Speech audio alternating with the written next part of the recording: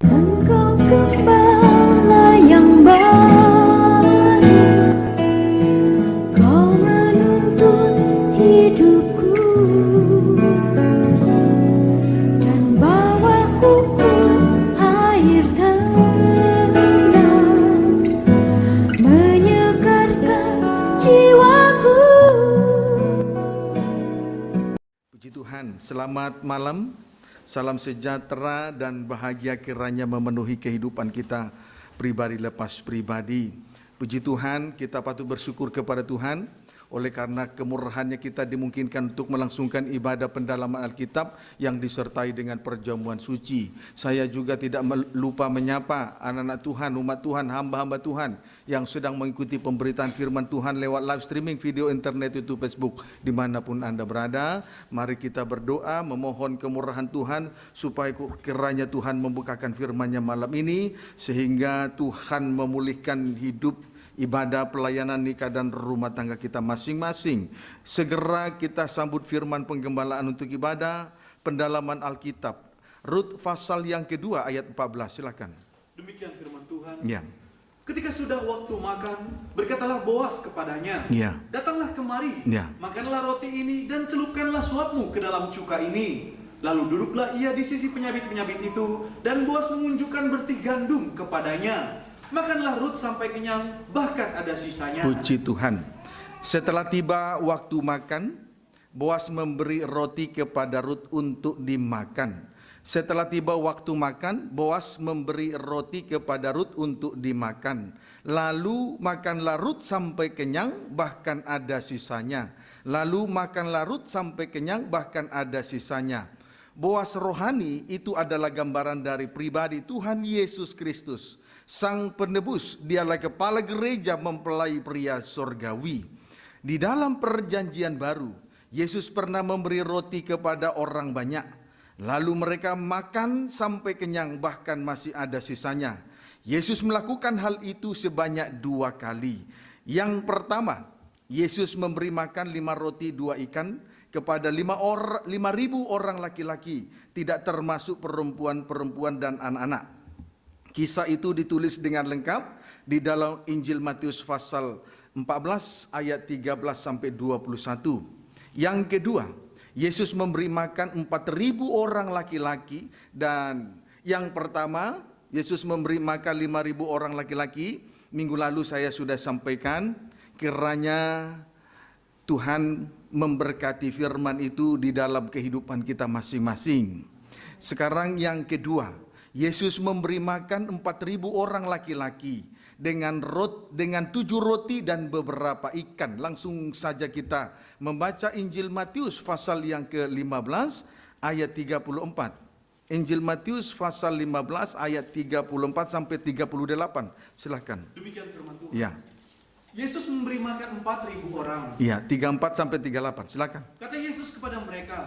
Kata Yesus memberi makan 4.000 orang. Terus? Kata Yesus kepada mereka, Ya. berapa roti ada padamu? Ya. 7, Ya. jawab mereka. Terus? Dan ada lagi beberapa ikan kecil. Puji Tuhan. Terus? Lalu Yesus menyuruh orang banyak itu duduk di tanah. Iya, 4.000 orang. Terus? Sesudah itu ia mengambil ke-7 roti Ya. dan ikan-ikan itu, Ya. mengucap syukur, memecah-mecahkannya dan memberikannya kepada murid-muridnya. 7 roti 2 ikan diberkati oleh Tuhan. Terus? Lalu murid-muridnya memberikannya pula kepada orang banyak. Terus? Dan mereka semuanya makan sampai kenyang. Mereka semua makan sampai kenyang.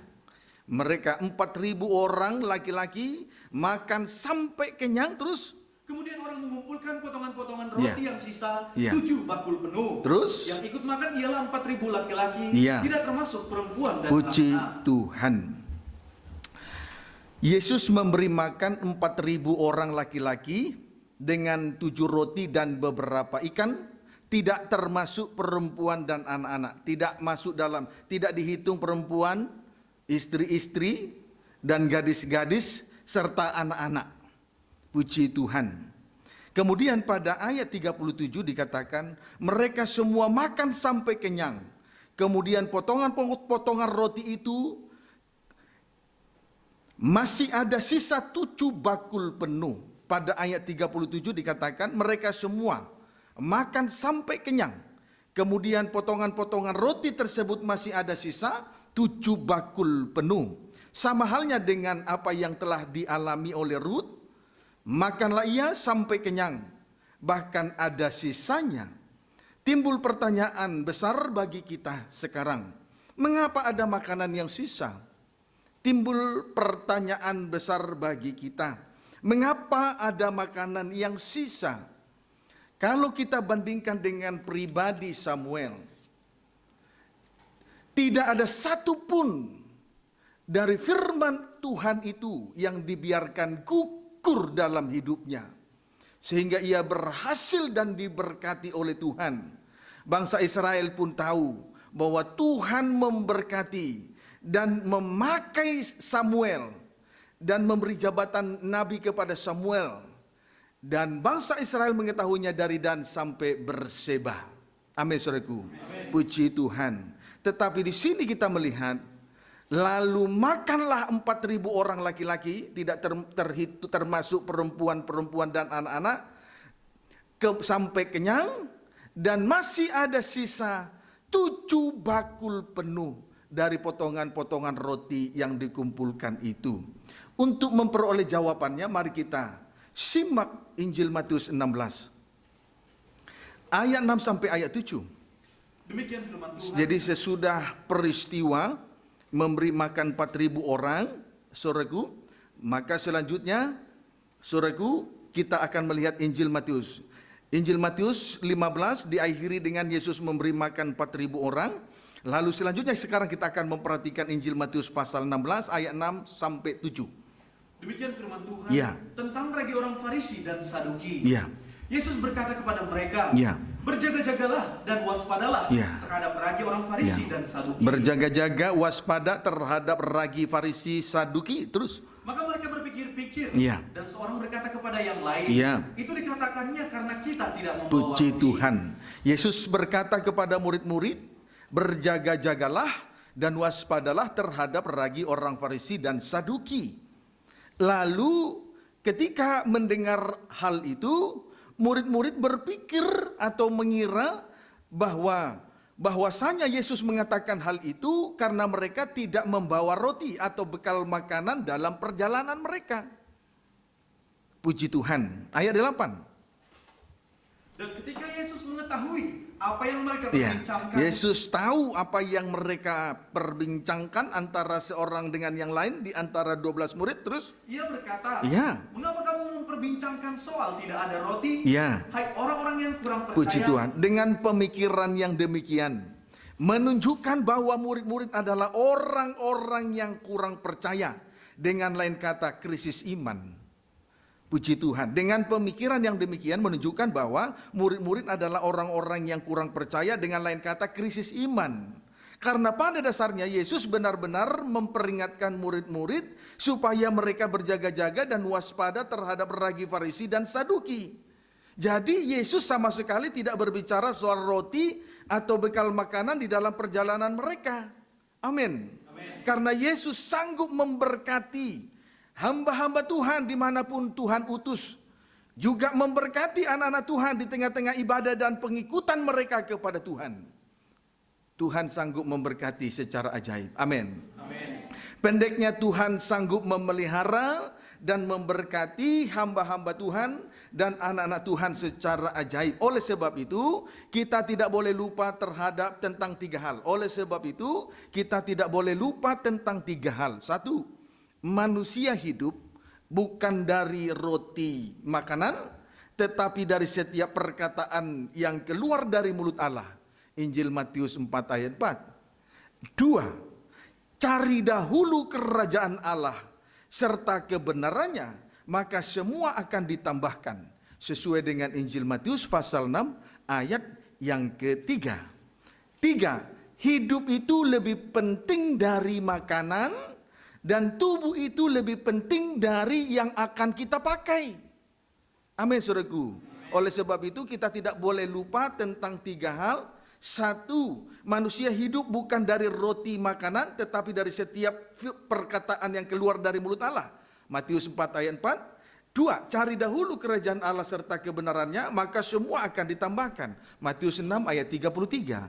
3, hidup itu lebih penting dari makanan, Dan tubuh itu lebih penting dari yang akan kita pakai. Amin, saudaraku. Mari saja kita lihat itu. Matius pasal yang ke-6 ayat 26 sampai 27.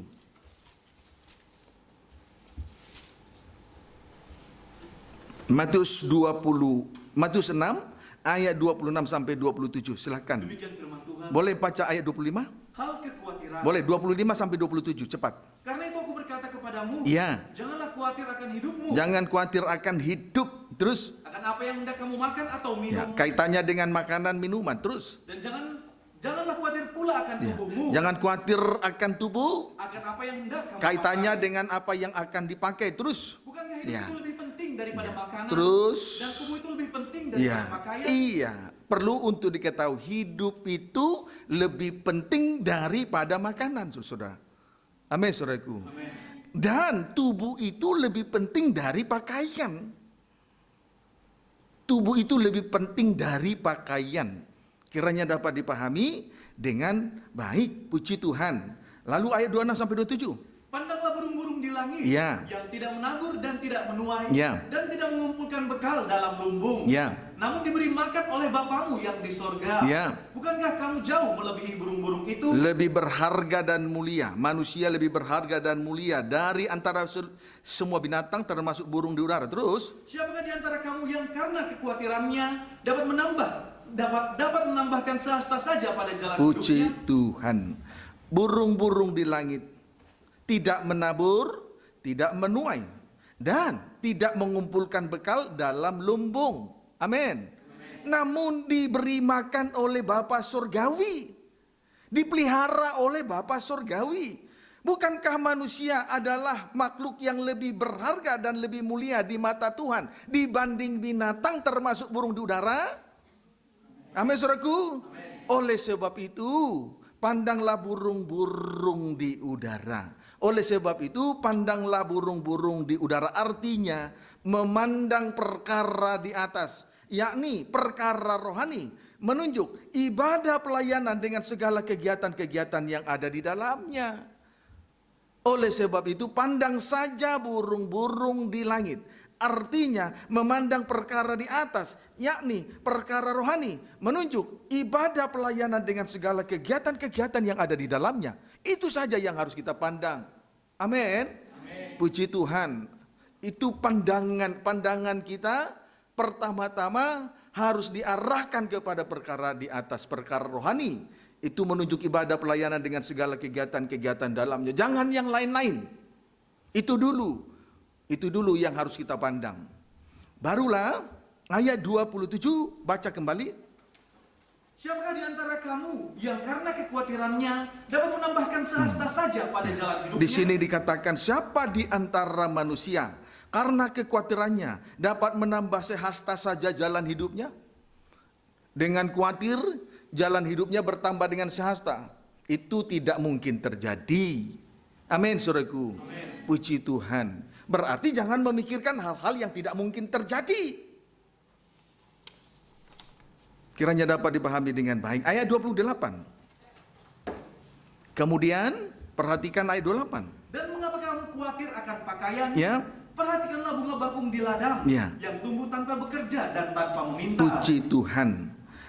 Bunga bakung di ladang yang tumbuh tanpa bekerja dan tanpa memintal. Bunga bakung di ladang yang tumbuh tanpa bekerja dan tanpa memintal. Artinya hidup ini hanya oleh karena kemurahan Tuhan saja, saudara. Amin. Hidup ini hanya oleh karena kemurahan Tuhan saja. Yang terpenting di sini ialah perhatikanlah bunga bakung di ladang. Artinya belajar untuk memperhatikan ladang Tuhan, yakni sesama. Yang terpenting di sini adalah perhatikan bunga bakung di ladang, artinya perhatikan ladang Tuhan, yakni sesama. Contoh, Yesus sangat memperhatikan perempuan Samaria sebagai ladang tuayan. Contoh, Yesus memperhatikan perempuan Samaria sebagai ladang tuayan. Dengan bukti, Yesus memberi perempuan Samaria itu air hidup Dengan bukti Yesus memberi air hidup kepada perempuan Samaria tersebut. Puji Tuhan. Dampak positifnya, perempuan Samaria terlepas dari dosa kenajisan karena memang dia pernah hidup dengan 5 laki-laki ditambah 1 laki-laki yang pada saat itu hidup bersama. Amin, saudaraku. Lepas dari dosa kenajisan. Kiranya dapat dipahami dengan baik. Kalau kita ini, hati kita ini penuh dengan firman, maka itu bagaikan aliran-aliran sungai air hidup yang mengalir dan memancar terus. Kalau hati kita penuh dengan firman itu, berarti hati kita ini penuh dengan sungai air kehidupan yang terus mengalir dan memancar sampai kepada kehidupan. Amin, saudaraku. Kiranya dapat dipahami dengan baik. Jadi perempuan Samaria itu pernah hidup dengan 5 laki-laki. Ditambah 1 laki-laki pada saat Yesus berbicara dengan perempuan Samaria itu. 5 tambah 1, 6.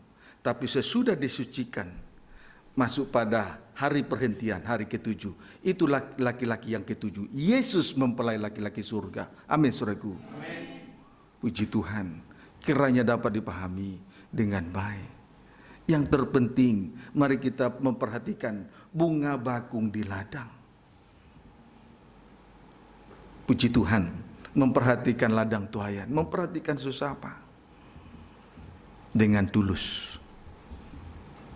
Kiranya dapat dipahami dengan baik. Injil Matius 6 ayat 29.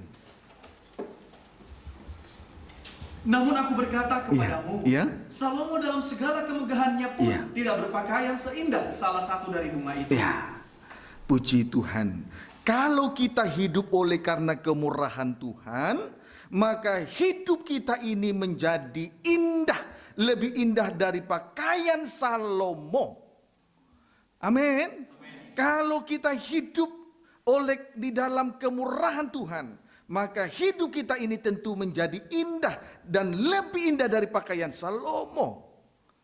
Saudara, keindahan dari kerajaan surga dihiasi oleh kasih dan setia.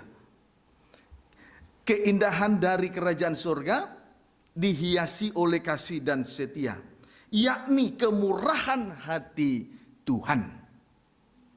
Amin, saudaraku. Puji Tuhan.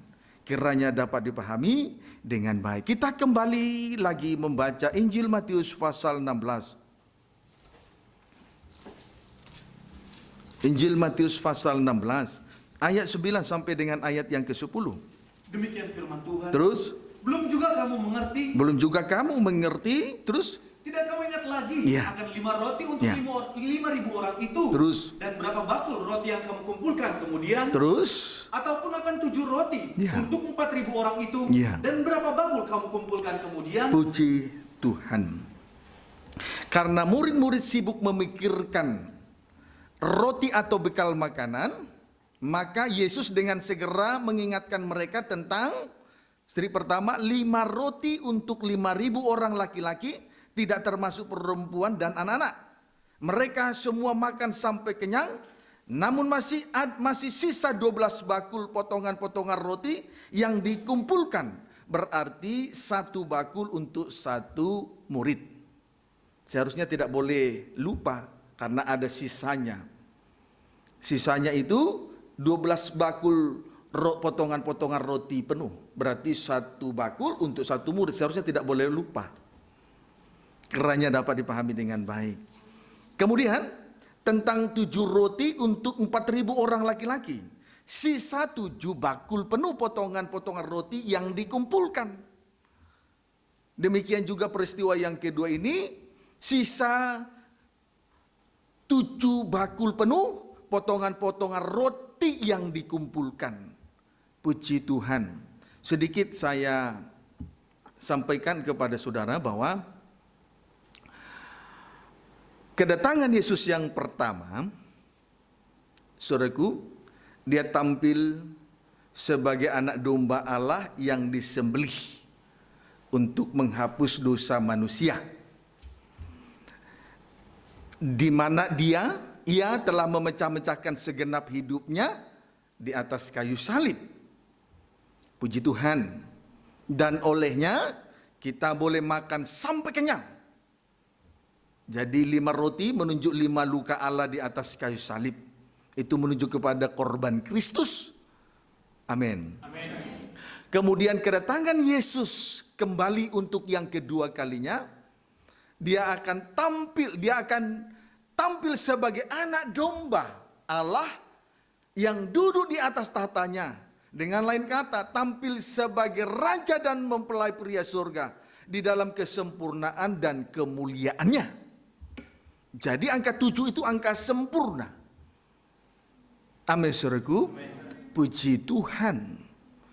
Haleluya. Kiranya dapat dipahami dengan baik. Ayat 11.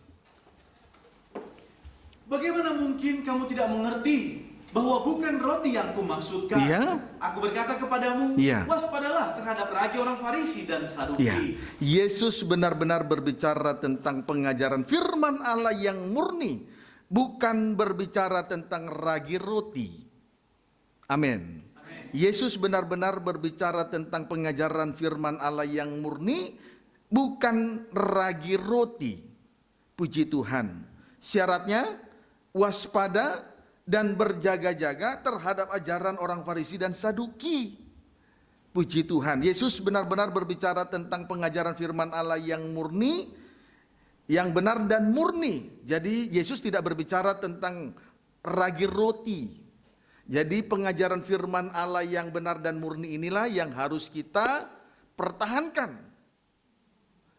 Waspadalah, sebab itu waspadalah dan berjaga-jagalah terhadap ragi orang Farisi dan ragi orang Saduki. Sebab itu kita harus mempertahankan pengajaran firman Allah yang benar dan murni. Amin, saudaraku. Syaratnya waspada dan berjaga-jaga terhadap ajaran orang Farisi dan Saduki. 1 Timotius 4 ayat 1 sampai 2. Baca. Demikian firman Tuhan. Ya. Tugas Timotius dalam menghadapi pengajar sesat. Ya. Tetapi Roh dengan tegas mengatakan Ya. bahwa di waktu-waktu kemudian Ya. ada orang yang akan murtad, Terus? lalu mengikuti roh-roh penyesat dan ajaran setan-setan. Ajaran setan-setan terus. Oleh tipu daya pendusta-pendusta yang hati nuraninya memakai cap mereka. Puji Tuhan. Ada 2 hal yang harus diawasi dan dijaga. 1, diri sendiri. Mengawasi diri sendiri sama dengan mengawasi hati nurani. Amin. Puji Tuhan. Ayo awasi diri sendiri. Pertahankan hati nurani yang murni itu. Puji Tuhan. 2, pengajaran firman Allah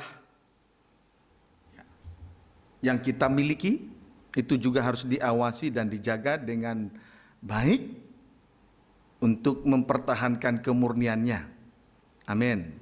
Jadi yang diawasi, dijaga adalah yang pertama diri sendiri sama dengan mengawasi dan menjaga hati nurani. Yang kedua, saudaraku, pengajaran firman Allah yang kita miliki itu juga harus diawasi, dijaga supaya tetap kita memiliki pengajaran yang benar dan murni. Puji Tuhan. Nah, kedua-duanya harus tetap di dalam kemurnian dan bertekun di dalamnya. Sebab itulah yang menentukan keselamatan baik hamba Tuhan maupun jiwa-jiwa yang dilayani. Coba saja kita perhatikan 1 Timotius 4 ayat 16. Awasilah dirimu sendiri dan Ya. awasilah ajaranmu. Ya. Bertekunlah dalam semuanya itu. Ya. Karena dengan berbuat demikian, Ya. kau akan menyelamatkan dirimu dan Ya. semua orang yang mendengar Puji kau. Tuhan.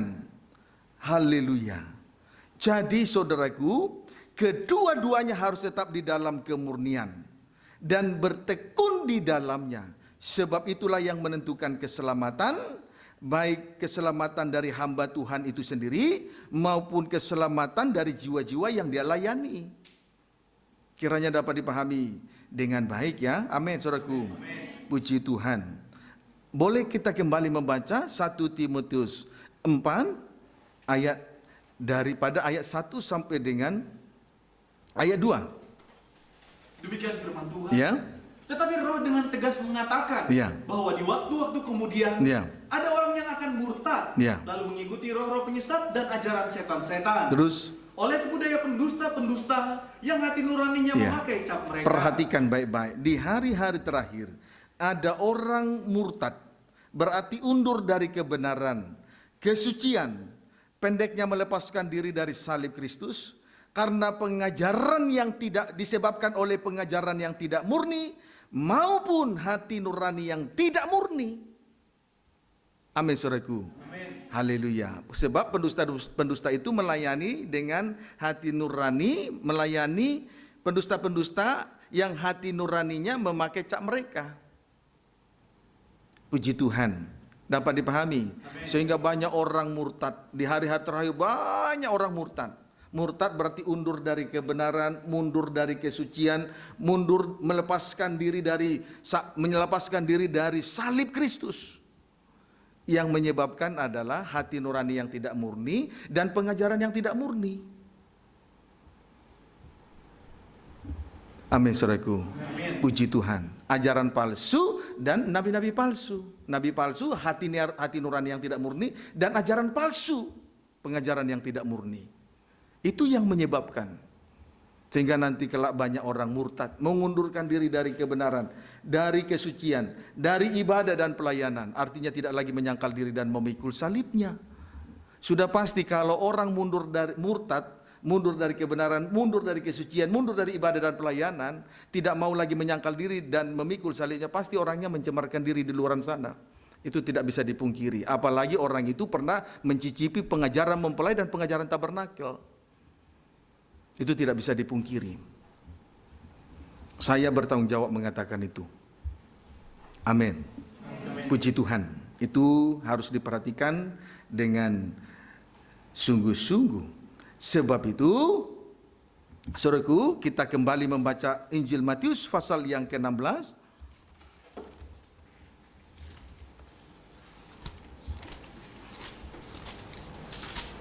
Injil Matius 16 ayat 11 sampai 12.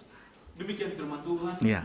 Bagaimana mungkin kamu Ya. tidak mengerti bahwa bukan roti yang kumaksudkan? Terus? Aku berkata kepadamu, Ya. waspadalah terhadap ragi orang Farisi Ya. dan Saduki. Yesus tidak berbicara tentang ragi roti, melainkan pengajaran pengajaran atau ajaran orang Farisi dan Saduki. Terus? Ketika itu barulah mereka mengerti Iya. bahwa bukan maksudnya supaya mereka waspada terhadap ragi roti, Iya, terus? melainkan terhadap ajaran orang Farisi Iya. dan Saduki. Puji Tuhan. Jadi sekali lagi, Tuhan tidak berbicara tentang ragi roti, melainkan berbicara tentang ragi ajaran orang Farisi dan ragi ajaran orang Saduki. Minggu yang lalu 2 ragi ajaran ini sudah saya sampaikan. Tentang ajaran orang Farisi, mereka berpegang kepada hukum Taurat atau firman Tuhan, tetapi dicampur atau ditambah dengan ajaran adat istiadat nenek moyang orang Yahudi. Ditambah atau dicampur dengan ajaran adat istiadat nenek moyang orang Yahudi, maka firman Allah jadi kamir. Firman Allah jadi kamir, adonan jadi kamir. Puji Tuhan. Sama dengan roti yang kena ragi, akan mengembang, berarti bagian luarnya akan nampak membesar, tetapi jika ditekan ia akan mengecil atau kempes karena tidak berisi, atau bagian dalamnya kosong dan berongga. Kiranya dapat dipahami dengan baik sesuai dengan Injil Markus 7 ayat 1 sampai 5. Jadi kalau roti kena ragi, maka roti itu akan mengembang, segera saja dia mengembang. Berarti bagian luarnya akan nampak besar, tetapi jika ditekan ia mengecil, kempes karena tidak berisi, atau bagian dalamnya kosong dan berongga, tidak padat. Puji Tuhan. Amin, saudaraku. Haleluya. Prakteknya mulut memuliakan Tuhan, tetapi hatinya jauh dari Tuhan. Hatinya kosong dengan firman Tuhan. Itu sama artinya mempersembahkan tubuh jasmani di tengah-tengah ibadah dan pelayanan kepada Tuhan, tetapi manusia batinianya tidak dipersembahkan kepada Tuhan. Puji Tuhan. Jadi orang-orang Yahudi, orang-orang Farisi ini, jadi ragi Farisi ini, mereka mengesampingkan firman yang benar dan murni demi adat istiadat mereka. Sehingga bagian luarnya mengembang, tapi dalamnya kosong. Prakteknya menjalankan ibadah Taurat, ibadah lahiriah. Mulut memuliakan Tuhan, tapi hatinya jauh dari firman Tuhan. Kosong dari firman Tuhan. Kiranya dapat dipahami dengan baik. Puji Tuhan. Sedangkan ragi ajaran Saduki ialah tidak percaya dengan adanya kebangkitan. Injil Matius 22 ayat 23. Sedangkan ragi ajaran Saduki ialah tidak percaya dengan adanya kebangkitan. Sesuai dengan Injil Matius 22 ayat 23. Akibatnya sibuk dengan pikiran, kawin dan mengawinkan. Sama artinya sibuk di dalam dosa kenajisannya. Jadi sibuk dengan kenajisan. Itu saja kalau tidak percaya dengan adanya kebangkitan. Mereka hanya mempersoalkan siapa yang menjadi, ada 7 laki-laki kakak beradik memperistrikan 1 perempuan. Namun pada akhirnya baik 7 laki-laki, 7 bersaudara ini mati maupun perempuan ini mati tanpa mempunyai anak, tanpa memberi keturunan. 7 laki-laki ini tidak memberi keturunan. Lalu akhirnya orang Saduki bertanya kepada Yesus, pada hari kebangkitan siapa yang menjadi suami dari 1 perempuan ini? Jadi karena mereka tidak mengerti atau tidak percaya dengan adanya kebangkitan Yesus Kristus, mereka sibuk soal kawin dan mengawinkan. Sibuk dengan dosa kenajisannya mereka. Itu saja mereka sibukkan. Tapi Rasul Paulus dengan tegas berkata, kalau hidup tanpa kebangkitan, Rasul Paulus berkata, mari kita makan dan minum, kawin dan mengawinkan, karena besok akan mati. Tapi yang benar, Yesus telah taat sampai mati, bahkan sampai mati di atas kayu salib. Namun pada hari ketiga dia bangkit. Itu buktinya apa? Kita ada di tengah ibadah dan pelayanan. Kemudian kepada hamba-hamba Tuhan, imam-imam, dipercayakan karunia-karunia dan jabatan-jabatan untuk melayani Tuhan di tengah-tengah ibadah-ibadah yang Tuhan percayakan. Amin. Amin. Puji Tuhan. Nah, jadi saudara, kita harus waspadalah dan berjaga-jagalah terhadap ragi ajaran orang Farisi dan ragi ajaran orang Saduki.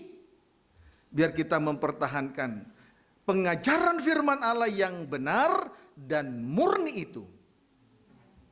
Walaupun sakit bagi daging, namun Yesus telah terlebih dahulu mengalami penyalipan terhadap tubuhnya. Puji Tuhan. Injil Matius 7 ayat 13 sampai 14. Injil Matius 7 ayat 13 sampai 14, baca. Demikian firman Tuhan. Ya. Jalan yang benar. Jalan yang benar. Boleh dulu ayat 12. Segala sesuatu yang kamu kehendaki supaya orang perbuat kepadamu. Segala sesuatu yang kamu kehendaki supaya orang perbuat kepadamu. Ingat itu, ini berlaku bukan hanya lahir, batin. Dalam batin yang tidak dilihat mata. Terus? Perbuatlah demikian juga kepada mereka. Iya. Amin. Amin. Itu mengasihi sesama. Lahir batin ya. Amin, saudaraku. Amin. Ini saya hanya tambahkan sedikit saja supaya mengerti. Kita banyak menuntut orang supaya jangan berbuat jahat, jangan berbuat najis. Tapi kita sendiri bagian batinnya sibuk dengan hal-hal yang najis. Ini harus diketahui dengan baik. Berarti kehidupannya tidak murni di hadapan Tuhan. Amin. Kehidupannya tidak murni di hadapan Tuhan. Teramat lebih di dalam hal mengasihi sesama. Sekarang, supaya kemurnian itu kita alami, lahir maupun batin, mari kita perhatikan pengajaran firman Allah yang benar dan murni. Ayat 13-14. Masuklah melalui pintu yang sesak itu. Iya, masuk melalui pintu yang sesak. Terus? Karena lebarlah pintu dan luaslah jalan yang menuju kepada kebinasaan. 14. Karena sesaklah pintu dan Ya. sempitlah jalan yang menuju kepada kehidupan. Terus? Dan sedikit orang yang mendapatinya. Puji Tuhan. Haleluya. Pintu yang sesak dan jalan yang sempit itu menunjuk pengajaran salib, pengajaran yang benar dan murni.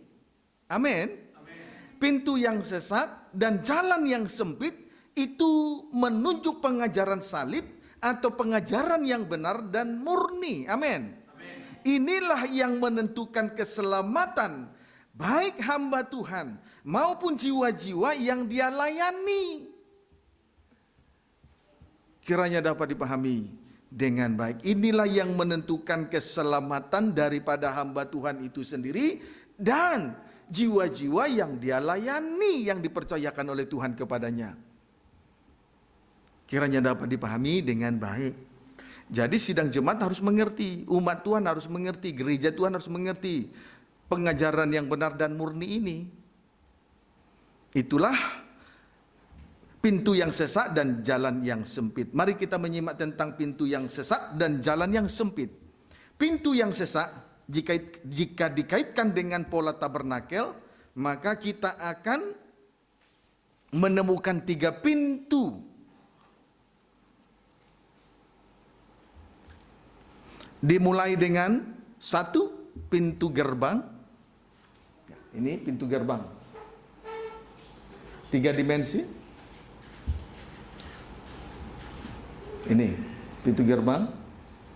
Puji Tuhan.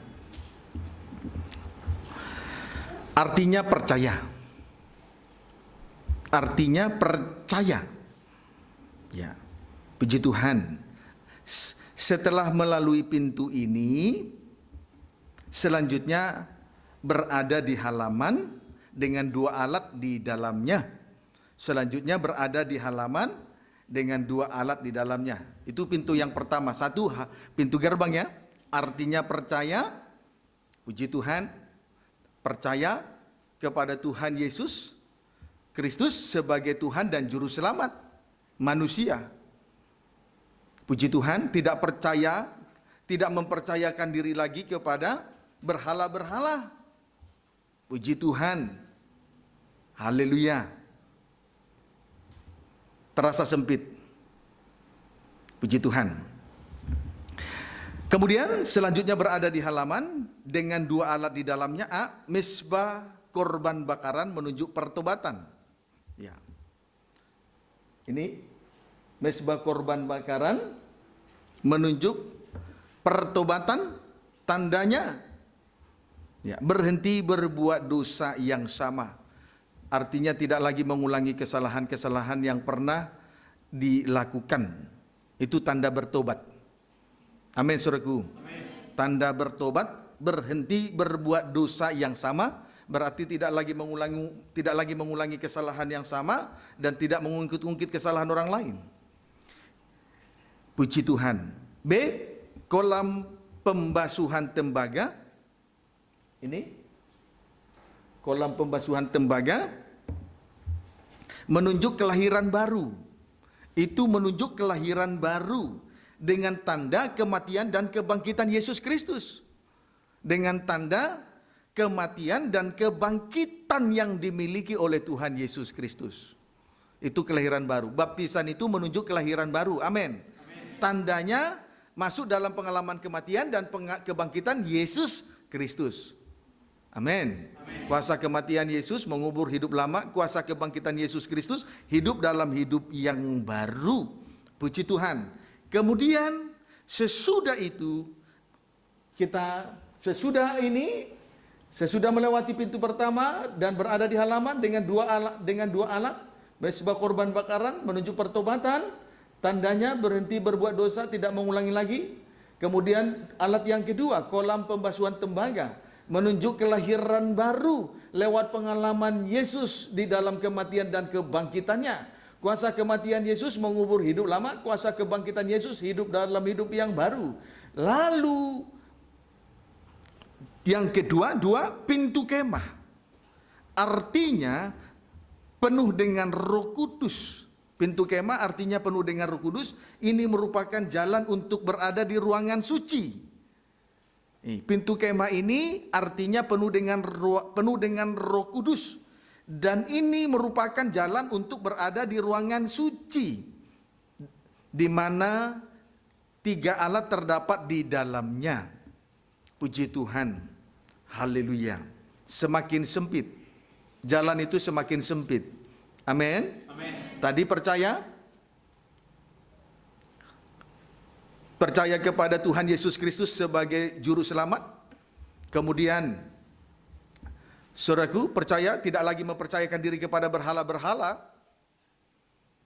Puji Tuhan, dengan tanda 2 alat di dalamnya. Baru pintu yang kedua, pintu kemah, artinya penuh dengan Roh Kudus. Berarti sudah semakin sempit, penuh dengan Roh Kudus. Puji Tuhan. Tidak lagi, kalau penuh dengan Roh Kudus berarti tidak hidup lagi menurut keinginan daging. Berarti sudah semakin sempit. Nah, sedangkan pintu kemah ini, saudaraku, itu jalan untuk berada di dalam ruangan suci dengan 3 alat di dalamnya. 3 alat di dalam ruangan suci itu berbicara tentang ketekunan dalam 3 macam ibadah pokok. Meja roti sajian, atau 1 meja roti sajian menunjuk ketekunan dalam ibadah pendalaman Alkitab dan perjamuan suci. Sama dengan persekutuan dengan firman dan tubuh dan darah Yesus. Persekutuan di dalam firman dan tubuh dan darah Yesus. B. Pelita emas. Pelita emas menunjuk ketekunan dalam ibadah raya minggu. Sama dengan persekutuan dengan Roh Kudus. Dampak positifnya menjadi kesaksian. Kalau bersekutu dengan Roh Kudus, dampak positifnya menjadi kesaksian. Alat yang ketiga atau C, mesbah dupa, menunjuk ketekunan dalam ibadah 2 penyembahan. Sama dengan persekutuan di dalam kasih Allah. Sama dengan persekutuan di dalam kasih Allah. Puji Tuhan. Baik, perhatikan dulu 3 macam alat. 1 meja roti sajian, itu ketekunan dalam ibadah pendalaman Alkitab, disertai dengan perjamuan suci atau sama dengan persekutuan dengan firman dan tubuh darah Yesus. Kemudian alat yang kedua, meja pelita emas, persekutuan dengan Roh Kudus. Puji Tuhan, tandanya menjadi kesaksian. Kemudian mesbah dupa, ketekunan dalam ibadah doa penyembahan, sama dengan persekutuan dengan kasih Allah, bersekutu dengan kasih Allah. Puji Tuhan. Kiranya dapat dipahami dengan baik. Barulah kita akan memasuki pintu yang ketiga, itulah pintu kemah. Ini pintu kemah. Pintu tirai. Setelah pintu kemah dan berada di ruangan suci, lalu melewati pintu tirai atau tabir bait suci Allah. Pintu tirai atau tabir bait suci menunjuk perobekan daging atau penyalipan daging sepenuh, sama dengan penyerahan diri sepenuh. Dengan demikian tunduk kepada kehendak Allah, tidak lagi tunduk kepada kehendak daging. Jadi semakin sempit, pintu itu semakin sempit. Amin, saudaraku. Puji Tuhan. Haleluya. Puncaknya, saudaraku, mengalami perobekan daging atau penyerahan diri sepenuh. Dengan demikian kehendak Allah yang jadi, bukan kehendak manusia. Inilah penyalipan daging sepenuh atau perobekan daging sepenuh. Jadi semakin pintu itu semakin sempit, tidak lagi leluasa untuk berbuat daging, hidup menurut keinginan daging. Karena pintu itu semakin sesak, jadi tidak leluasa untuk berbuat daging lagi. Dapat dipahami, saudara? Puji Tuhan. Injil Lukas 13 ayat 24. Injil Lukas 13 ayat 24, silakan. Demikian firman Tuhan. Boleh baca 23. Siapa yang diselamatkan? Ya, siapa yang diselamatkan? Terus, Dan ada seorang yang berkata kepadanya, ya, Tuhan, sedikit sajakah orang yang diselamatkan? ya. Dan ada orang yang berkata kepadanya, Tuhan, sedikit sajakah orang yang diselamatkan? Memang, perhatikan baik-baik, karena harus melalui pintu yang sesak. Tidak leluasa bagi daging atau berbuat daging. Ayat 24. Jawab Yesus kepada orang-orang di situ, Ya. Berjuanglah untuk untuk masuk melalui pintu yang sesak itu. Amin, saudaraku. Amin. Berjuanglah untuk masuk melalui pintu yang sesak. Puncaknya penyaliban terhadap daging sepenuh. Berjuang di situ. Tidak boleh menyerah. Tidak boleh berhenti di tengah jalan. Di dalam hal penyaliban terhadap daging sepenuh. Berjuanglah. Amin. Berjuanglah melalui pintu yang sesak. Puji Tuhan. Terus, Sebab aku berkata kepadamu, ya, banyak orang akan berusaha untuk masuk, tetapi tidak akan dapat. lihat, banyak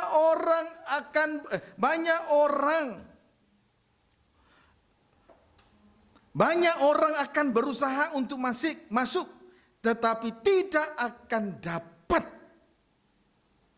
Berarti kita yang sudah mengenal pengajaran mempelai dengan pola terang tabernakel, berjuanglah melalui pintu yang sesak. Amin. Banyak orang untuk berusaha masuk dalam kerajaan sorga, tetapi banyak orang tidak mengerti jalan untuk masuk ke dalam kerajaan sorga. Saat ini dengan jelas Tuhan menunjukkan jalan yang benar, jalan yang murni, pintu yang sesak melalui pola tabernakel, pengajaran mempelai dengan pola tabernakel. Begitu sistematisnya kehidupan kita ini untuk terus dihentar masuk dalam kerajaan surga. Berjuanglah. Orang ingin masuk dalam kerajaan surga, tetapi tidak mengerti. Dia tidak mengerti tentang pintu yang sesak. Tapi oleh pengajaran mempelai dan pengajaran tabernakel, sekarang Tuhan memberi pengertian itu, tinggal kita mau berjuang apa tidak. Itu saja. Puji Tuhan. Tidak boleh menyerah, tidak boleh bermasa bodoh. Tidak boleh putus asa dan kecewa. Amin. Amin. Puji Tuhan. Itulah pintu yang sesak. Sekarang tentang jalan yang sempit. Kembalilah kita membaca Injil Matius pasal 7 ayat yang ke-13. Demikian firman Tuhan. Ya. Masuklah melalui pintu yang sesak itu. Ya, masuk.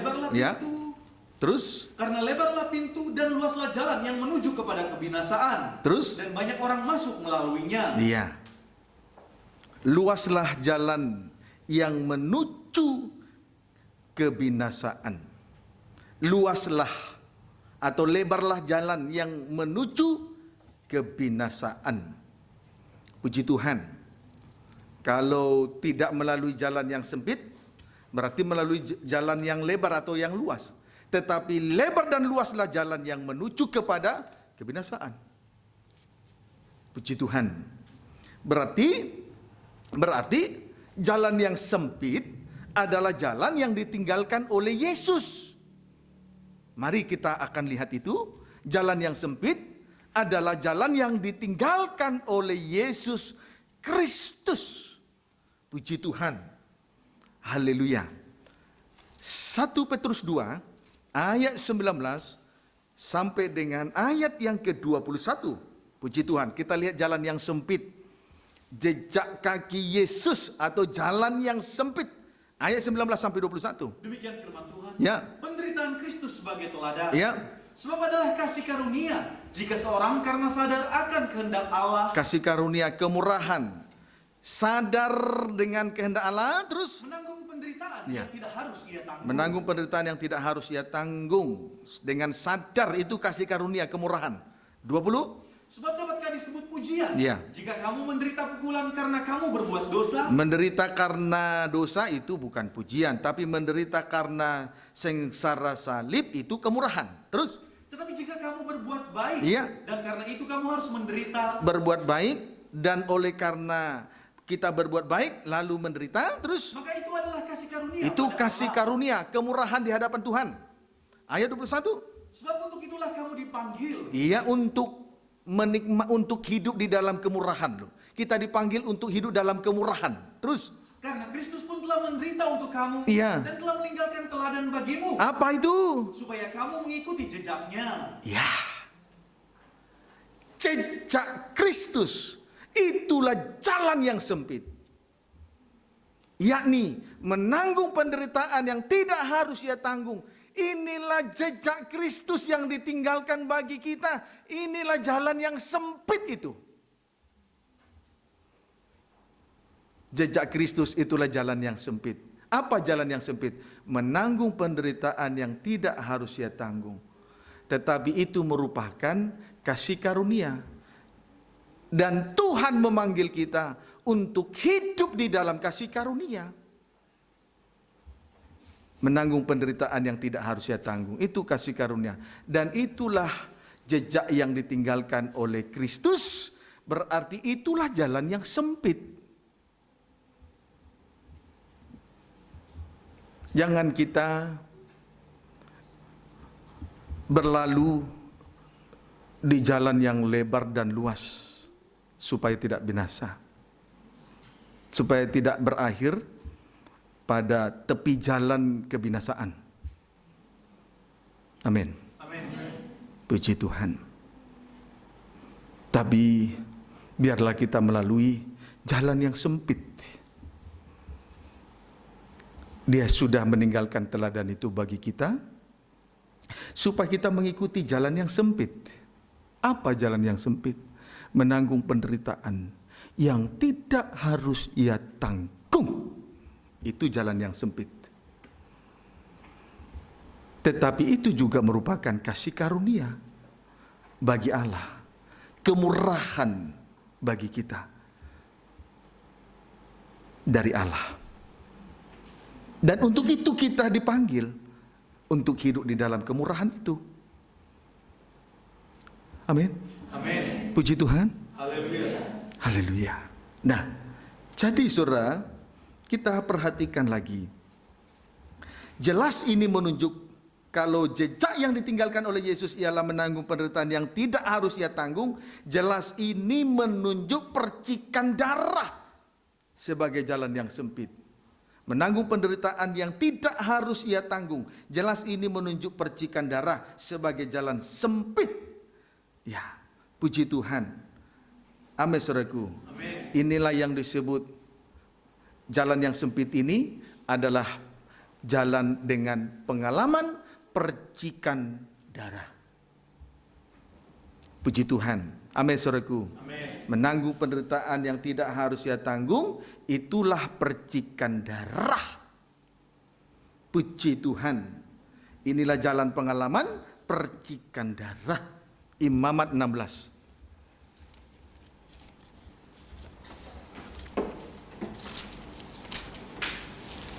Ayat 14 sampai 15. Demikian firman Tuhan. Baca. Hari Raya Pendamaian. Ya, korban pendamaian.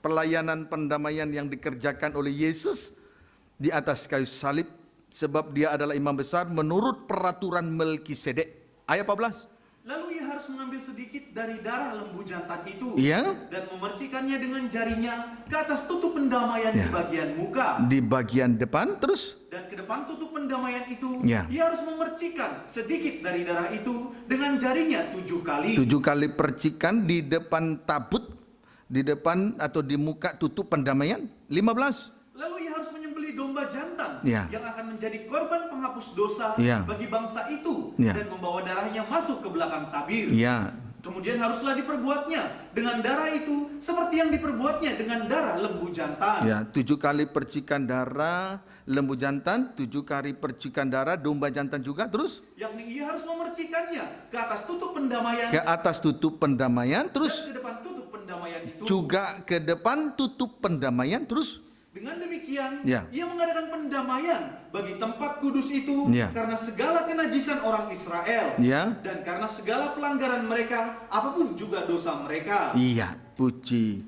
Tuhan. Haleluya. Perhatikan di sini, 7 kali percikan darah di depan tutup pendamaian dan 7 kali percikan darah di atas tutup pendamaian.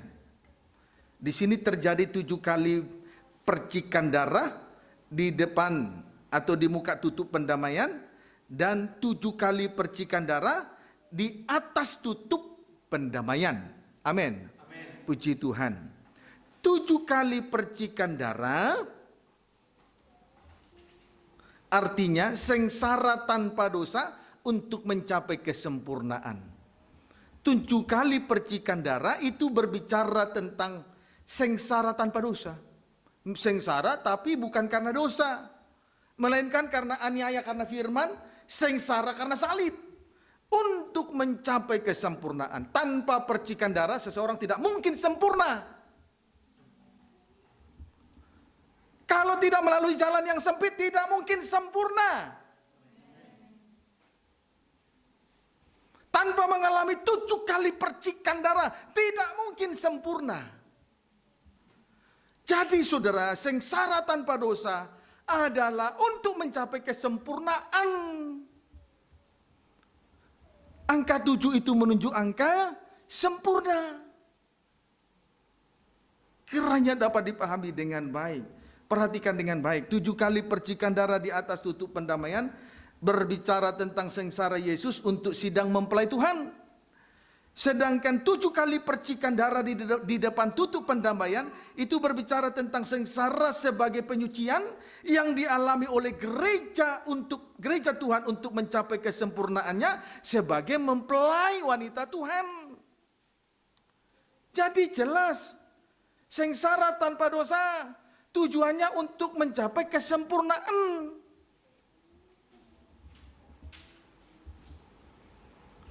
Maka kalau kita tidak melalui jalan yang sempit, kita tidak mungkin sempurna. Bisakah gereja Tuhan sempurna? Bisa. Asal dia melalui jalan yang sempit. Percikan darah. 7 kali percikan darah. Inilah pengajaran firman Allah yang benar dan murni. Yang harus dipertahankan oleh seorang hamba Tuhan dan dia harus bertekun di dalamnya, sebab itulah yang menentukan keselamatan hidup hamba Tuhan itu dan keselamatan daripada jiwa-jiwa yang dilayani. Jadi saudara harus bersyukur dan berterima kasih kepada Tuhan, Kepala Gereja Mempelai Pria Sorga, yang telah mempercayakan kepada kita pengajaran firman yang benar dan murni. Terus menuntun kita untuk terus berada di jalur yang benar, yaitu supaya kita terus melalui jalan yang sempit, mengalami 7 kali percikan darah, supaya kita mencapai kesempurnaan. Amin. Puji Tuhan. Haleluya. Ini betul-betul makanan yang mengenyangkan. Tetapi sisa banyak. Seperti 7 roti untuk 4.000 orang laki-laki. Sisa 7 bakul penuh potongan-potongan roti yang dikumpulkan. Untuk mengingatkan 12 rasul. Kita dengar firman bukan untuk melupakan. Dengar firman untuk melakukannya. Jangan terbuai dengan janji manis, janji palsu dari hal-hal yang tak suci. Amin. Puji Tuhan, kiranya dapat dipahami dengan baik. Nah, sekarang kita baca Keluaran 29 ayat 24 terlebih dahulu. Baca. Demikian firman Tuhan. Ya.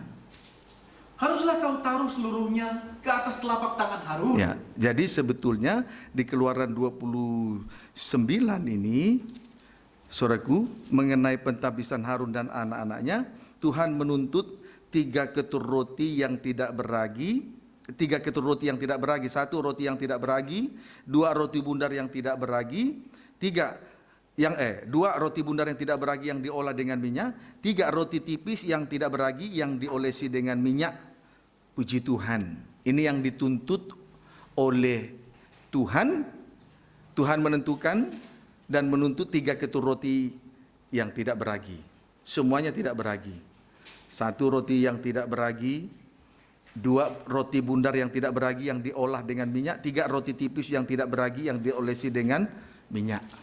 Minggu lalu saya sudah sampaikan itu, jelas pengajaran firman Allah yang benar dan murni itu diolah dengan Roh Kudus, sehingga perjanjian lama dan perjanjian baru menjadi satu oleh ilham Roh Kudus, diterangkan oleh hamba Tuhan dengan ilham Roh Kudus.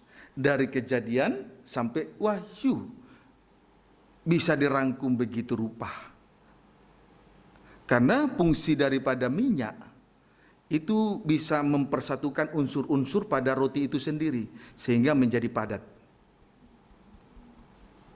Dan kalau dia dilemparkan ke lantai atau di atas tanah hati kita ini begitu melekat. Kalau ada minyak diolah, diolesi dengan minyak, maka unsur-unsur roti itu akan menyatu dan padat. Dan kalau dilemparkan di lantai di tanah hati kita, melekat. Amin. Amin. Kok tidak segera langsung minta bersyukur dengan firman Allah, dengan pengertian yang kita terima. Kalau dilemparkan di lantai di dalam hati kita, dia melekat. Amin. Puji Tuhan. Kiranya dapat dipahami dengan baik. Maka sekarang kita baca Keluaran 29 ayat 24. Haruslah kau taruh seluruhnya ke atas telapak tangan Harun. Iya, itu harus ada di tangan seorang hamba Tuhan. Roti tanpa ragi, pengajaran firman Allah yang benar dan murni, itu harus ada di tangan hamba Tuhan. Hamba Tuhan harus berpegang kepada pengajaran firman Allah yang benar dan murni. Amin.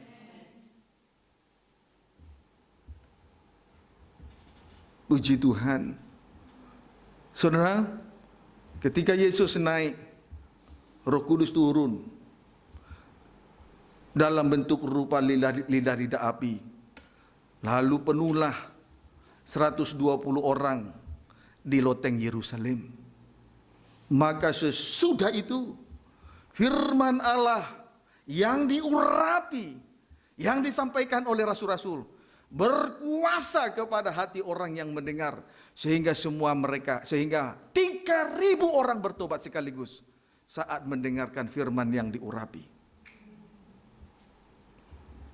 Dan mereka memberi diri dibaptis. Maka pengajaran firman Allah yang benar itu harus ada di tangan seorang hamba Tuhan, apalagi hamba Tuhan yang sudah menerima jabatan gembala. Dia harus bertekun di dalamnya. Sebab itu yang menentukan keselamatannya dan keselamatan jiwa-jiwa yang dilayani. Amin. Amin. Baca terus.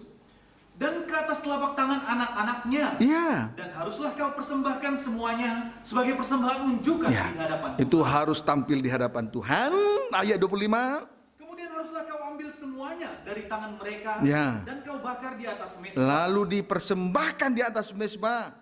Lewat pelayanan ini, firman itu disampaikan dan sidang jemaat menikmatinya terus. Yaitu di atas korban bakaran, Ya. sebagai persembahan yang harum di Itu hadapan Tuhan. merupakan persembahan yang harum di hadapan Tuhan. Terus itulah suatu korban api-apian. itulah korban api-apian bagi Tuhan. Ingat-ingatan bagi Tuhan. Amin. Amin. Puji Tuhan. Itu sebabnya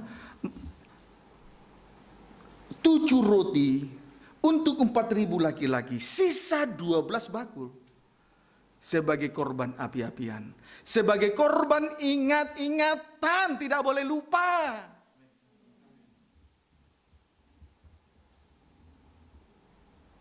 Amin, saudaraku. Tuhan Yesus baik.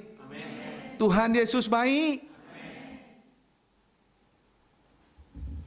Puji Tuhan. Kita bersyukur kepada Tuhan. Dia ingat kita ini adalah debu tanah. Sebab itu Tuhan memberikan kita pengajaran firman Allah yang benar dan murni. Tuhan sediakan. Amin. Amin. Puji Tuhan. Haleluya. Nah, jadi seorang hamba Tuhan harus memeluk, berpegang teguh terhadap pengajaran firman Allah yang benar dan murni. Puji Tuhan. Syarat untuk makan 7 roti tadi, Matius 15 ayat 35. Matius 15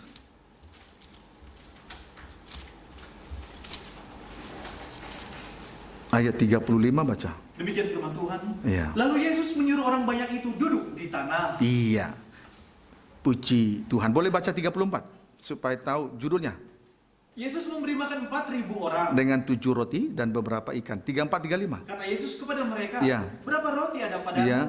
7, jawab mereka. 7 roti dan beberapa ikan. 35. Lalu Yesus menyuruh orang banyak itu Iya. duduk di tanah. Ya. Syarat untuk menikmati 7 ketur roti, orang banyak itu duduk di tanah. Artinya mau merendahkan dirinya di hadapan Tuhan.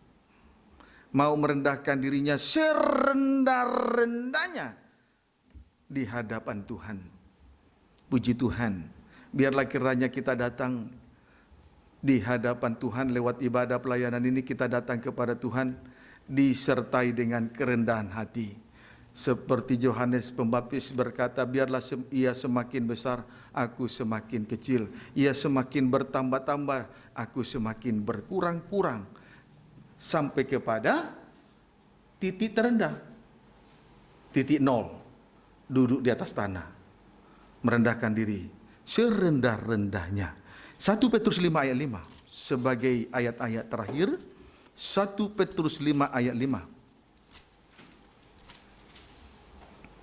Ya, silakan. Demikianlah firman Tuhan. Ya. Gembalakanlah kawanan domba Allah. Iya. Jadi, saudara, sebelum kita akhiri dengan ayat ini, saya mau sampaikan kembali, saya tandaskan kembali bahwa 7 roti untuk 4.000 laki-laki itu, sisa 7 bakul roti, potongan-potongan roti penuh. Puji Tuhan, untuk mengingatkan daripada murid-murid. Puji Tuhan. Tetapi kedatangan Yesus pada kali yang kedua, ini kan perbuatan Yesus yang kedua kalinya, memberi makan 4.000 orang dengan 7 roti dan beberapa ikan. Tujuannya tidak lain tidak bukan supaya menyempurnakan kehidupan daripada rasul-rasul. Puji Tuhan. Haleluya. Jadi, saudara, 7 kali percikan darah itu juga merupakan untuk menyempurnakan gereja Tuhan. Sengsara tanpa dosa supaya kita sempurna. Amin, saudaraku. Puji Tuhan. Maka kita perhatikan dengan 1 Petrus 5 ayat 5 baca. Demikian jugalah kamu, hai orang-orang muda. Orang-orang muda, terus. Tunduklah kepada orang-orang yang tua. Ya, orang tua. Puji Tuhan, berarti anak dengan orang tua, sidang jemaat terhadap pemimpin daripada sidang jemaat. Begitu ya? Amin. Puji Tuhan. Terus Dan kamu semua Ya. rendahkanlah dirimu seorang terhadap yang lain. Ya, satu, kita semua saling merendahkan diri seorang terhadap yang lain. Terus, Sebab Allah menentang orang yang congkak, Ya. tetapi mengasihani orang yang Ya. rendah hati.